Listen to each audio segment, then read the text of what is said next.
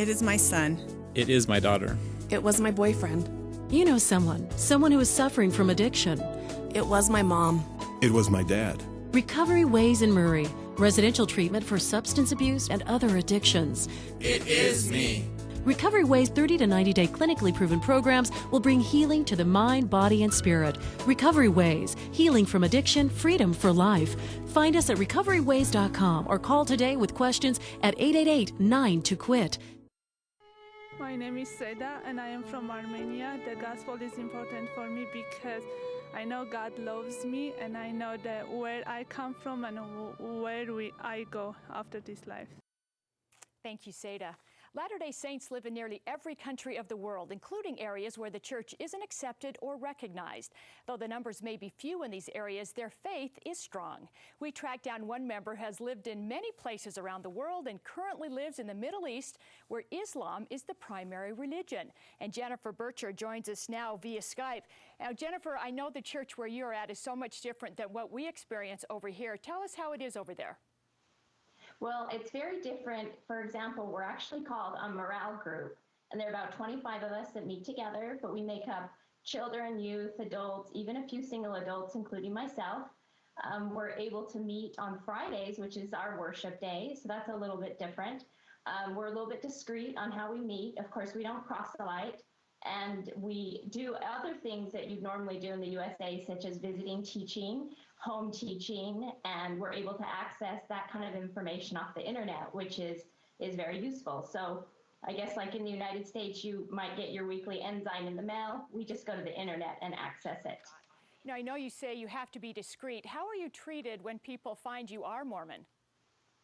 Well, no one really does know I'm Mormon, although most people here, just because you're Westerner, they assume you're Christian, but they don't really know a lot about different sects within Christianity. Now, are most members in your morale group, are they expatriates from the United States? Most are. We have a few that are from Latin America, Europe, and the Philippines.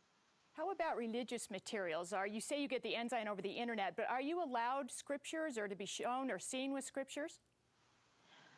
Well, there's not really maybe an official word on it, but I would never openly read mine in public. But I carry my scriptures with an app on my smartphone. So that's an easy way I access it, but still being discreet.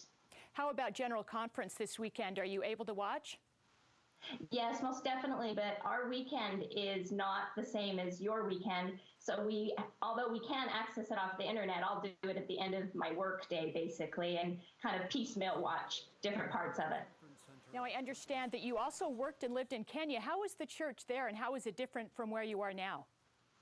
Well, it's fabulous there. The Kenyans are extremely spiritual people. I think the big difference is I'm actually allowed to worship with the local people in the country of Kenya. Unlike where I live here, we can't worship with the people. But it was a fabulous experience for me, and I lived very, very far from church, actually. So it took me about 3 hours to get to church one way, 2 to 3 hours.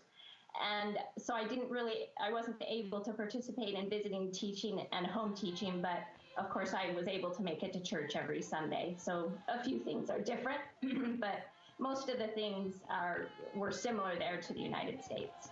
Well, that is so fascinating. Jen Bircher, thank you so much for sharing your story with us today. You're welcome. Thank you.